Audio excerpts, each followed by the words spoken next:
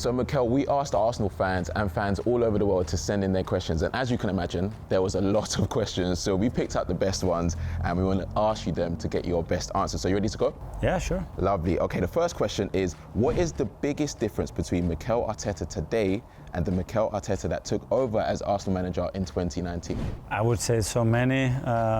Obviously, my kids are in a different phase, so I think that makes you a different person as well, or evolve as a person, and that has a consequence in what you have to do with your job. I would say, obviously, a lot of learnings, some of them, some things that I should have done better, some experiences that I have accumulated over the years because I've been surrounded by great people.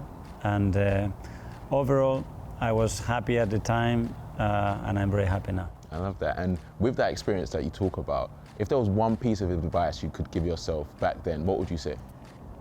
Do what you feel and follow your gut, follow your heart. And when that's genuine and it's always in the best interest of the football club and you can live yourself out of that, normally it's a good decision. I love that. Okay, next question. What's the biggest difference between the Premier League when you played in it versus today? A different game, I would say. It's nothing like it. I mean, the demands that this player has at every level, physically, tactically, technically, speed and space, that relationship is gone to a completely different level. Much easier to play when I was a player. Do you reckon it's harder to play or be a manager? Depends. I think they both have some wonderful things and some very challenging and unpredictable things, I would say. Being a manager, every day there is a surprise. Sometimes very beautiful ones, sometimes not so good. That they're not in the book, they're not in the coaching licenses that you've done. And you have to act on that. And again, following your instinct, having good people around you to give you advice, and then learning from mistakes, for sure. There's also a big conversation about how football was perceived back then. People say it was more enjoyable, now it's a bit more tactical. What do you believe?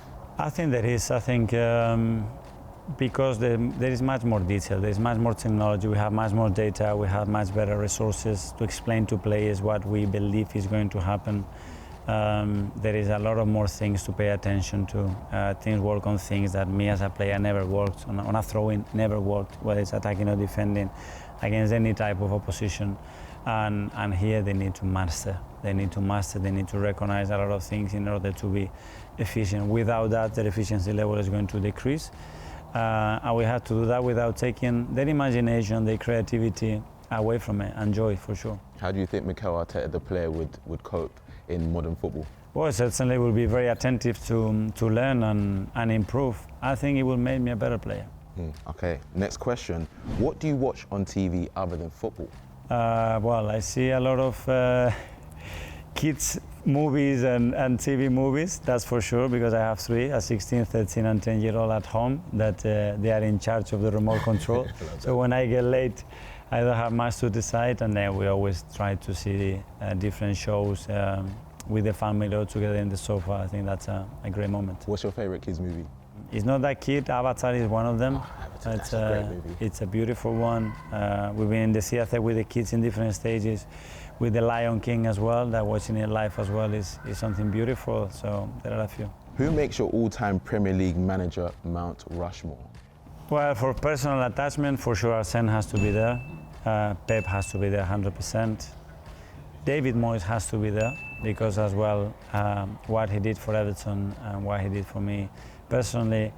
And then another one, I think that's history of the Premier League and to the level of, I think, competition, European competition from the English perspective to a different level, Sir Alex. What's the best and worst thing about being a manager during the transfer window? The best one is that you get really excited because you believe that you can pick the players that we want. The worst one is that from the plan that you put on day one actually to what happened the 31st of August, right? It can be a heartbroken, but at the time it can be something that you didn't expect and it works really, really well. So it's an interesting part of the job. How do you factor in social media as well? Because sometimes there's rumours and things that I'm sure you see and you're like, did we go in for that player or? Well, a lot of things happen that I have friends, family, my kids asking me, Dad, are we signing this player? And sometimes I don't even know who it is. Sometimes it's not even on the table of any discussion. And sometimes it happens that they know a lot about the player that we are trying to sign. So Yeah, it's fun. It's a lot of information out there. When you're at a restaurant, what's your favorite starter and dessert? I would go, if I can, for Japanese food or seafood, if I have the choice to do it. So the starter would be different kind of sashimis, prawns. Nice. I love prawns. Big fan of prawns. And yeah, different new styles of different raw fish, things like that. And then main course is a big debate between good fish and exceptional meat. If it's exceptional meat, probably I go for exceptional meat. What's the most important thing as a manager that you can do to help a player settle in? Create environment. That's it. At the end, when a new player comes in, the first thing that I try to analyze is, okay, how many new factors are we adding to his life? So if he was in Lisbon, okay, how is Lisbon comparing to London? Obviously, it's a new language. It's a new schedule. Probably he's never played every 3 days, so there's new competitions there. Is he going to live very close to the city like he was here, or very far when there is not much to do? What are the people, the players and people at the club that can help him to glide into the team as quick as possible? So what is that chemistry is going to be there? Understanding his family, how often they're going to be here, because sometimes they live when they have their whole family there. They come here, they're in isolation. That's a big change in your life. So trying to give them, understand the picture first of all, and then try to give them as much support and advice to make sure that they get as quick as possible at their best. How detailed is that plan? Because you've had a few players obviously come in during the summer and it looks like they've bedded in, like they've been playing as much for as years. possible. The more we know, the better. The more we connect with them, the better. Obviously, the language is something fundamental. I think if you want to understand a culture, you want to connect with people, you will have to be able to communicate. They need to get to know you. You need to get to know them. And we need to understand each other somehow. I don't know, sometimes the language, sometimes it's the mimics, whatever it is. Sometimes it's just a chemistry that you look somebody in the eyes and straight away you feel comfortable with him. But make sure that that's generated with as many people as possible to make you feel home as quick as possible. What has Mikel Arteta learned from studying other sports? That every time I open a door, there is another universe there that never ends, and that's the beauty of a sport or picking other people's brains and experiences. Is that I love that, because it's like you are constantly evolving and you are never good enough. And be vulnerable to that, to be exposed into new things, to be exposed to people, to judge and analyze the work that you do to find areas to improve. I know you're a big fan of tennis as well. Is there anything in comparison to being a manager? Because obviously tennis is a solo sport, but I feel like being a manager is it's very lonely at times. I've heard managers say that. Is that something that you relate to with tennis players? Yeah, it can be, but at the same moment it can be the most fulfilling and emotional sport that you can be involved in, because suddenly you have 20, 30 people jumping on you. So you have to go through that. I think through the years I have learned to be much better with myself and be comfortable being by myself, and then yeah, when I can be surrounded by the people that I choose, that's great.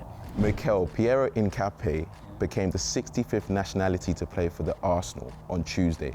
The club has always been Cosmopolitan club for players and fans.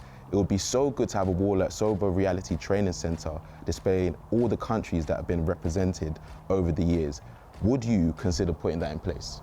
100%. What a beautiful idea, and if we can, let's do it, because I think it will be a great representation of what our football club stands for. And how happy does it make you to see the amount of nationalities that support Arsenal and resonate with what the club culture is about? I think that shows you the opportunity that we have in our jobs to impact people, really, in various ways. And we have to be very conscious of that, because that's all around the world, from different experiences. And all these people, different countries, are connecting to other people and other countries.